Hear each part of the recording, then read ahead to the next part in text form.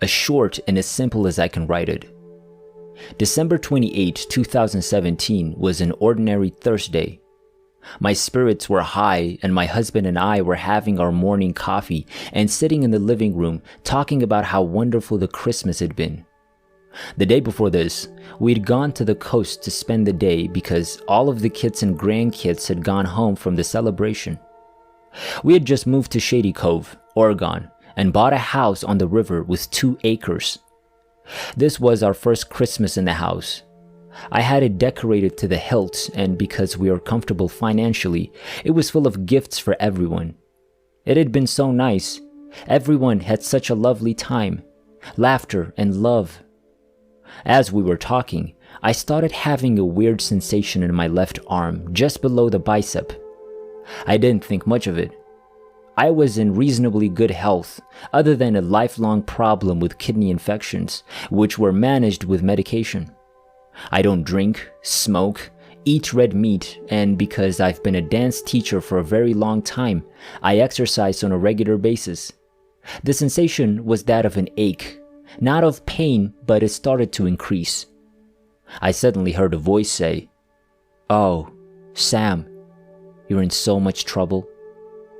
I turned my head toward my husband Scott and told him, "Get me 2 aspirins, make me chew them, and call 911. I then recall getting up and kneeling in the middle of the living room and starting to pray, and I started repeating, "Amber, Heather, Chloe, Aaron, my 2 daughters and my grandchildren's names." Scott later told me I was worried about what I was wearing, and before I kneeled in the living room, I went into the bedroom and changed out of my night clothes and into an outfit much worse matched than I had on. I don't remember doing that. Scott dialed 911 and asked his daughter Maddie to get dressed and meet the ambulance at the end of our drive. Our drive was not easily seen from the road, but by the time she got dressed, the paramedics had already arrived. They had just returned from a call, and the firehouse was 3 minutes from our property. Rick, the head paramedic, recognized me as soon as he walked in. I'd been treating him at the clinic for days for an impacted ear, and he was having problems with dizziness as a result. I remember him asking if I was having chest pain, and I said no, it was my arm. At that moment, I coded for the first time. The following is in fragments, so I will recall to the best of my ability. A couple of months later, I met with my heroes, and they filled in many things for me which I'll add in later. The numbered codes are from what I was told later as the timeline of events by Rick, head paramedic. Code 1. I coded 9 times in total. The paramedics started CPR, inserted IVs, etc. They defibrillated me and I returned to consciousness. The paramedics were asking me questions, but I couldn't understand what they were saying. I could see a man standing behind them all. He was just standing there, watching. I remember thinking, why isn't he doing something? As they were working on me, I can only recall repeating Amber, Heather, Chloe, Aaron, over and over. Codes 2, 3, and 4. More CPR, defibrillations. They keep trying to stabilize me and get me on the gurney to transport me to the Mercy flight helicopter. But even though with every defibrillation I would wake up and talk to them, every time they would try and move me, I would code again. After the 4th defibrillation, I do remember seeing the man still standing there, and this time there were shiny objects everywhere. I was thinking they were bright lights set up for some reason, or sparks from the defibrillator. Odd thoughts. There was also someone singing in the distance, which I thought was strange. Amber, Heather, Chloe, Aaron. Hang on, Sam. Code 5. I woke up just as they were defibrillating, so I felt the jolt go through me. I said, ouch. That did not feel good. Code 6. I'm floating. There is a warm breeze on my face. I'm at total peace. This is so nice, I was thinking. I feel no pain. It's quiet.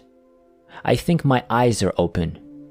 I can see 2 paramedics working on me, but I can't hear anything, nor can I feel them touching me. Code 7. I'm in the helicopter en route. The paramedic, Michael, asks me where I'd like to go. I say, home. I code. Codes 8 and 9 are at the cath lab. Apparently, I had a widowmaker, 100% occlusion. Because of the severity of CPR, I have aspirated and the fluids have filled my lungs 100%. I have now essentially drowned. In total, I was dead for 15 minutes. No blood or oxygen to my heart or my brain. A titanium stent is placed to restore blood to my heart by Dr. Hong, cardiologist. Dr. Thomas is called in to further my care. She's only called for the most dire of cases. It is decided to place me in a medically induced coma and start cryotherapy to preserve brain function. My family has now been informed that, if I survive, I most likely will have brain damage and never be me again. My journey. I'm no longer in the physical world, but I'm very much aware. I was in many different places at different times. Here is my account of my journey as best as I can describe it, although it isn't possible to give accurate detail of it. These places are beyond description for my being able to tell you how I felt there. I'm dancing in a wall of water. There is another person there, but I cannot actually see her. I feel she's female though. I'm dancing and the water is warm and purifying. I feel the warmth wash over me. I want to stay here, dancing the most beautiful dance of love and weightlessness. She tells me I can stay or I can go on. I can feel that the choice is fleeting because I know that I'm being drawn to it. I tell her that I have to go. Amber, Heather, Chloe, Aaron. I am in a room made of earth. I know I needed to get out. The walls are crumbling and I start digging my way to the light. I get out and see Scott in a mud puddle. He's rolling around in it saying, "It's so warm here. You should stay." I tell him, "No, it's not where I'm meant to be." He replies, "But it's so warm here and fun." My reply again is, "No." It looks like Scott, but for some reason, I know it's not him. I'm walking on a path. It has mounds of earth around me, like little hills, covered with small little flowers. Everywhere I walk are these things. They're not human, but I wouldn't call them creatures. They're definite beings of some sort. They are laying and sitting and standing everywhere I look, and I try to step on them. I feel nervous about them. They flutter and have a bit of a shine. They're singing the song I heard before. It is so loud, but I can't hear the words.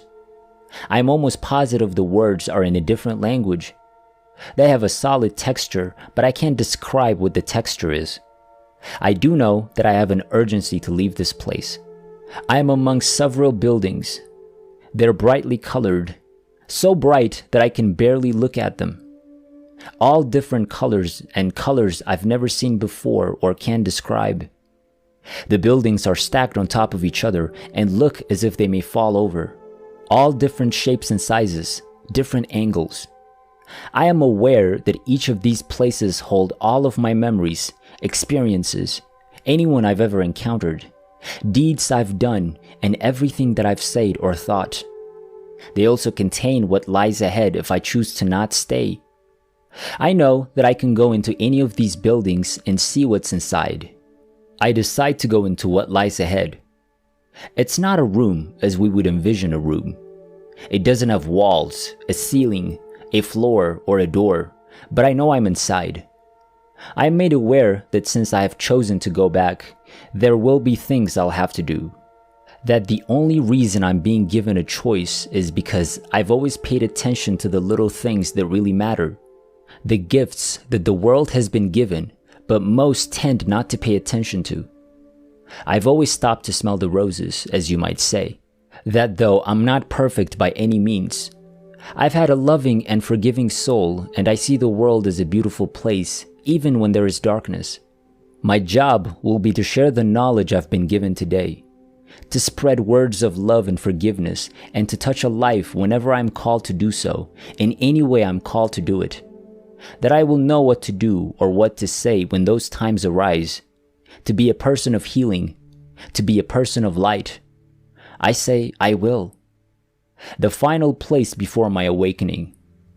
I'm in a place of pure light. I'm engulfed by it. I am now mechanical.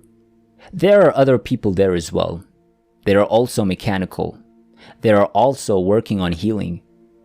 I am morphing into whatever I need to be, to fix whatever's medically wrong with me. I'm finally told I'm able to go back. Amber, Heather, Chloe, Aaron. I open my eyes. There's no one there.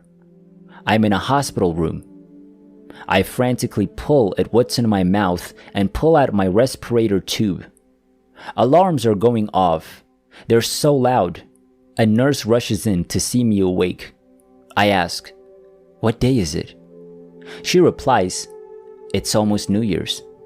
I ask if Scott was here, and she said they had sent everyone home because I was supposed to be in a medically induced coma for 3 weeks at least.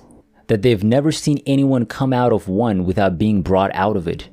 That this is not supposed to happen. I asked to call him, and she handed me her phone. It is 3 minutes until midnight, New Year's. Scott answered. I said, "Happy New Year," although it was extremely hard for me to talk.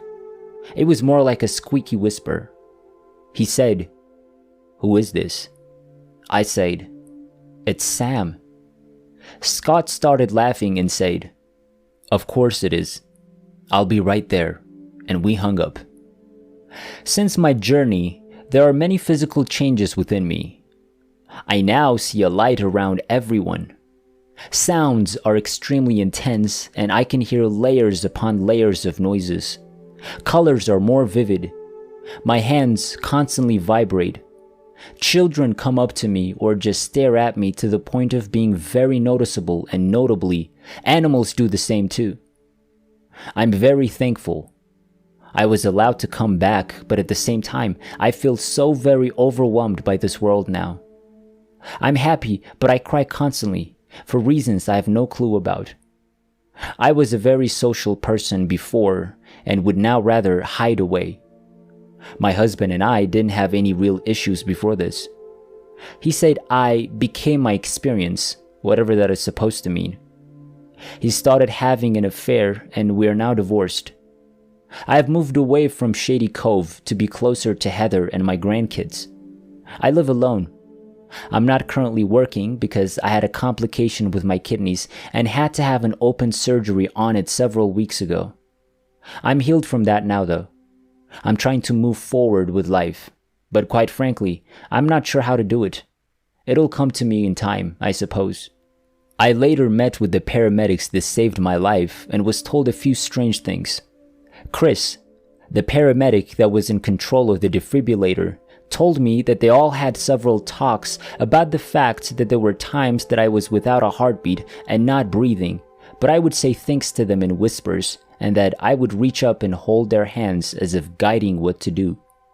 He said that none of them had ever experienced anything like that before and can't explain it. They had all agreed not to tell me, but Chris thought it was so profound that he wanted to share it with me. Scott had said that the paramedics had, on several occasions, looked at each other, but he thought it was because they didn't think I was going to make it. But Chris recalled that was why they were looking at each other. I have seen the man, or the Watcher, as I call him, several times since my NDE. It has become less often, and I'm still not sure who he is or what his purpose is. Perhaps my guardian. I'm not sure.